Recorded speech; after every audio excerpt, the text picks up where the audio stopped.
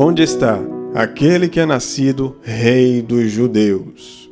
Mateus, capítulo 2 e o versículo 2, apenas um pedaço dele. Este foi o momento onde os sábios, magos do Oriente, foram até Jerusalém para adorar o Messias, o nascido, Jesus. Eles viram do Oriente, como eles falam aqui, pois do Oriente vimos a sua estrela e viemos adorá-lo. Então, eles viram o sinal no céu de que o Messias, o Salvador do mundo, havia nascido, o prometido por Deus, o Filho de Deus, havia nascido no mundo. Eles viram o sinal no céu e disseram, olha, o Messias já está entre nós.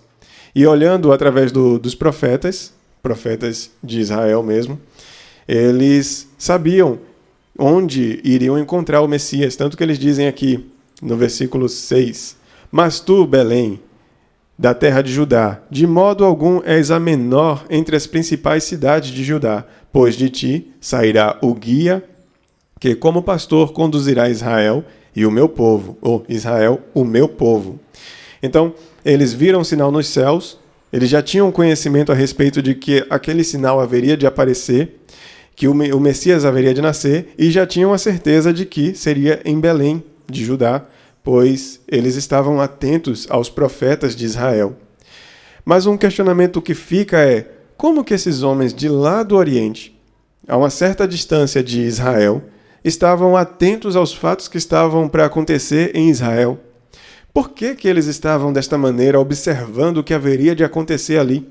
Por que eles sabiam que o Messias haveria de nascer em Belém? Por que eles estavam olhando atentos para os profetas e para esses sinais nos céus? Nós vamos tirar essa dúvida hoje e através dessa dúvida que nós vamos tirar, nós vamos falar a respeito de legado.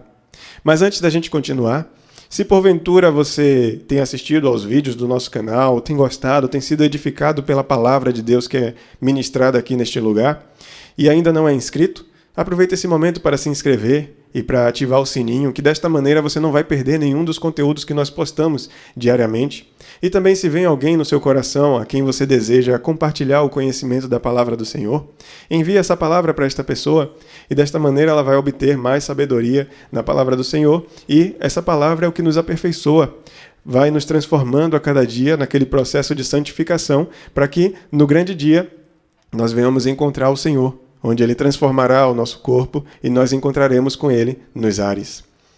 E vamos continuar aqui.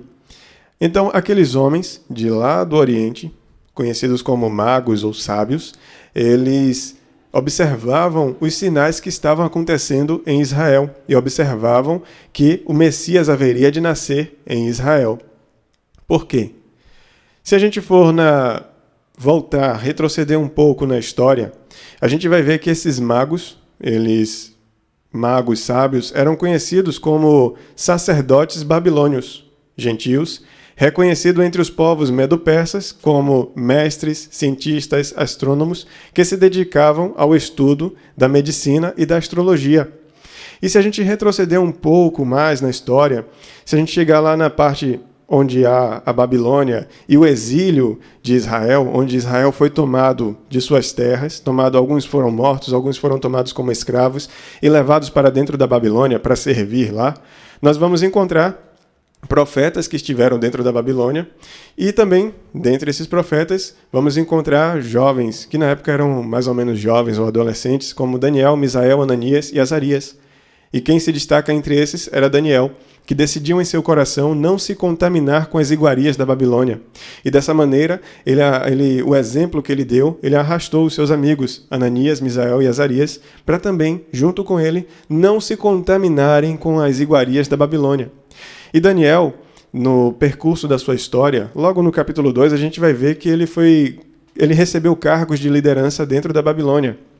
E no percurso, no decorrer da sua história, ele recebeu o cargo de chefe dos magos, dos místicos, dos astrólogos, dos sábios da Babilônia.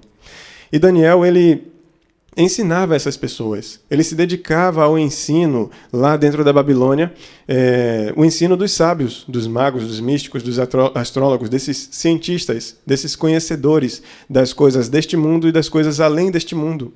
E o ato de Daniel ensinar todas as vezes que ele apareceu na palavra, no livro de Daniel, o livro de Daniel ele é bem curto, ele só tem 12 capítulos, mas a história de Daniel é muito longa. Só de exílio, Daniel teve 70 anos, sem contar com os outros anos que ele já tinha de vida. Então, a história dele é muito longa para ser contada em apenas 12 capítulos. 12 capítulos são o resumo do resumo do resumo da história de Daniel. Então, muitos feitos Daniel fez na Babilônia e que posteriormente virou rei no Medo-Persa. Daniel, ele se dedicou à administração de muitos povos lá e se dedicou ao ensino dentro da Babilônia e dentro do reino Medo-Persa. Em alguns momentos ele apareceu e todas as vezes que ele aparecia era para glorificar o nome de Deus, glorificar o nome do Senhor. E se a gente observar o livro de Daniel, muitos momentos Jesus Cristo aparece aqui implicitamente. Ele aparece como uma rocha que destruiu os outros reinos e cresceu por toda a eternidade. E o livro de Daniel, a partir do capítulo 7, se torna um livro de Apocalipse no Velho Testamento. Quem lê vai ver isso claramente. Quem lê e comparar com o Apocalipse que foi dada a João, o apóstolo João, a revelação que foi dada ao apóstolo João, vai perceber claramente isso.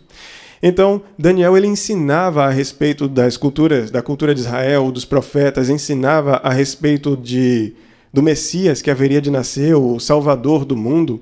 Ele falava das coisas do futuro para os sábios, para os magos, para os astrólogos, os astrônomos, ali dentro da Babilônia e dentro do reino Medo-Persa. E aí Daniel morreu, porque Daniel viveu cerca de 500 anos antes de Cristo, deixou seu legado, deixou tanto o ensinamento teórico quanto na prática, no seu modo de vida, porque todas as vezes que a gente vê Daniel aparecer aqui, ele está servindo ao Senhor, ele está fazendo o seu trabalho com muita excelência, ao ponto de ninguém ter do que se queixar dele, ninguém ter do que acusá-lo, e também ele 3 vezes por dia parava seus afazeres para ir buscar a face do Senhor em oração, e mesmo quando a sua vida, ele estava correndo o risco de morte, ele continuou perseverando, buscando a face do Senhor, servindo ao Senhor. E também, em alguns momentos, Daniel é pego lendo os profetas, como o profeta Jeremias, ao ponto dele saber que o exílio duraria 70 anos. E aí Daniel ele deixou esse legado extraordinário que alcançou essas pessoas que nasceram muitos anos depois da morte de Daniel. Isso significa que esse ensino de Daniel, aquele legado, aquele exemplo que ele deu, passou de gerações após gerações, até que chegou nestes magos sábios, que eram descendentes dos babilônios e dos medo-persas, e então eles saíram de onde eles obtiveram esse conhecimento, ficaram atentos aos sinais em Israel, ficaram atentos aos profetas de Israel, e quando eles viram aquele sinal, o Messias nasceu. Eles simplesmente viram um sinal no céu, lá onde eles estavam, na Mesopotâmia. Viram um sinal no céu. Quando viram aquele sinal no céu, disseram entre si: olha, o Messias nasceu, vamos lá e adoremos. Quando Jesus nasceu, aquela estrela apareceu. Mas eles fizeram o percurso, uma viagem longa, que é uma viagem, na época não existia carro, não existia avião. Então, eles tiveram que fazer uma viagem longa no deserto, caminhando até chegar em Israel. E essa viagem durou cerca de 2 anos. Por isso que quando eles chegaram lá, eles viram Jesus já com cerca de 2 anos de idade. E então a gente pode se perguntar, será que no percurso desta caminhada de 2 anos, eles não tiveram dúvida? Eles não poderiam dizer simplesmente, não, eu só vi um sinal no céu e estou achando que eu vou ver um Deus lá na outra terra. Será que isso é verdade? Eu só vi um sinalzinho no céu, será que isso é verdade? Mas não. Eles confiaram, tanto que eles foram e chegaram lá. Eles confiaram naquele conhecimento que eles receberam, eles obtiveram fé ali naquele conhecimento e de que eles chegariam lá e veriam o Filho do Deus vivo. E aí eles percorreram, chegaram lá, encontraram Herodes, perguntaram lá, Herodes, os sacerdotes, foram até Belém, encontraram Jesus e Maria. Simplesmente chegaram lá numa casa simples de um carpinteiro, encontraram Maria, a mãe de Jesus, e Jesus com cerca de 2 anos, um menino, uma criança. E aí eles poderiam dizer, cheguei aqui e só encontrei essa criança nessa casa simples, será que é ele mesmo? Mas eles confiaram no conhecimento que eles receberam, no legado que foi deixado para eles. Eles confiaram, eles creram com toda a força, ao ponto de chegar diante daquela criança e adorá-lo com tudo que eles levaram, todas as iguarias que eles levaram para ele. E prestaram adoração ali. Então nós vemos, o ponto que eu quero chegar aqui, é o legado que Daniel deixou. O exemplo que Daniel deixou e o ensinamento que ele deixou. Mas como é que ele fez isso? Ele simplesmente decidiu em seu coração servir ao Senhor. Ele simplesmente decidiu em seu coração não se contaminar com as iguarias da Babilônia. E segundo Apocalipse 19, este mundo onde nós vivemos é a grande Babilônia, a mãe de todas as prostitutas e de todas as atitudes repugnantes. Então, e a alimentação do nosso corpo, da alegria do nosso corpo nesta grande Babilônia é o pecado.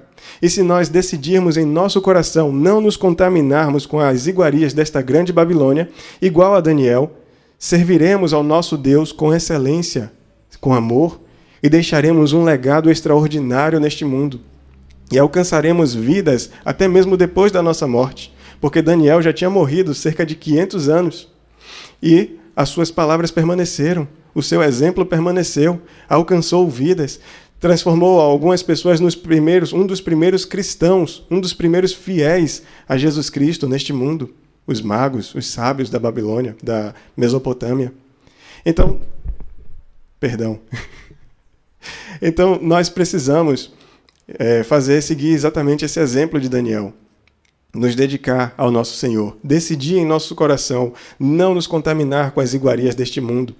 E aí cabe a nós examinar-nos a nós mesmos, observarmos quais são as nossas atitudes, quais são as intenções do nosso coração, o que é que se passa em nossa mente. Será que eu tenho aberto mão das coisas deste mundo para servir a Deus? Se fizermos, teremos um caminho excelente neste mundo, deixaremos um legado extraordinário, alcançaremos vidas neste mundo, e naquele grande dia, quando Deus nos chamar para diante dele, ele vai falar conosco o que você tem em suas mãos, e você vai ter o que mostrar ao seu Senhor. Não somos salvos por essas obras, mas somos salvos por Jesus Cristo e servimos ao nosso Senhor Jesus Cristo cumprindo essas obras neste mundo. Porque o que nós fazemos, as nossas obras, elas mostram a quem nós servimos. Se praticamos o pecado, servindo ao diabo, ao mundo e à nossa própria carne, ou se vivemos em boas obras, servindo a Jesus. E se servirmos a Jesus, pertenceremos a Ele. E assim deixaremos um legado extraordinário e naquele grande dia receberemos um galardão do nosso Senhor. Se, porventura, eu ou você temos vivido de forma errada, contrária à palavra do Senhor, este é o momento de mudar, este é o momento de receber a transformação do Senhor, este é o momento de decidir em nosso coração não nos contaminar com essas coisas deste mundo e mudar as nossas atitudes. E se já temos vivido, se porventura eu ou você já temos vivido essa vontade de Deus neste mundo, este é o momento da gente se apegar mais ao Senhor, se ligar mais a Deus, se dedicar mais em oração, como Daniel fez, e viver cada vez mais em boas obras, alcançando mais e mais vidas, e com a certeza de que naquele grande dia veremos o nosso Senhor, viveremos com Ele por toda a eternidade, o adoraremos na perfeição que Ele é, e receberemos dele um galardão. Que Deus abençoe a sua vida, e a graça seja sempre contigo.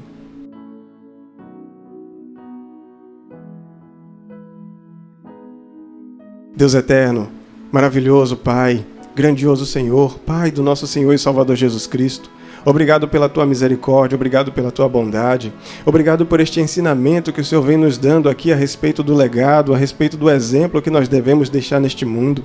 Deus, ajuda-nos a praticar as boas obras neste mundo, a decidir em nosso coração não nos contaminar com as iguarias deste mundo.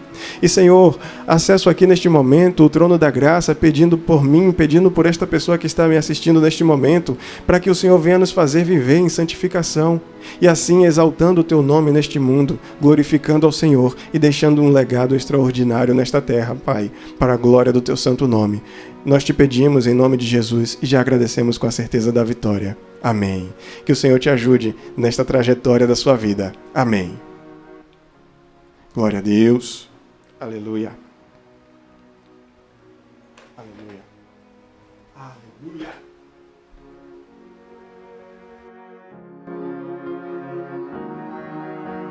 Eu sou Claudemiro Júnior e você está no canal Estrelas Eternas. Se você tem gostado do conteúdo do nosso canal e ainda não é inscrito, aproveita para se inscrever. Também curte e compartilha os nossos vídeos e comenta também para dar mais relevância ao nosso trabalho. Deus abençoe a sua vida.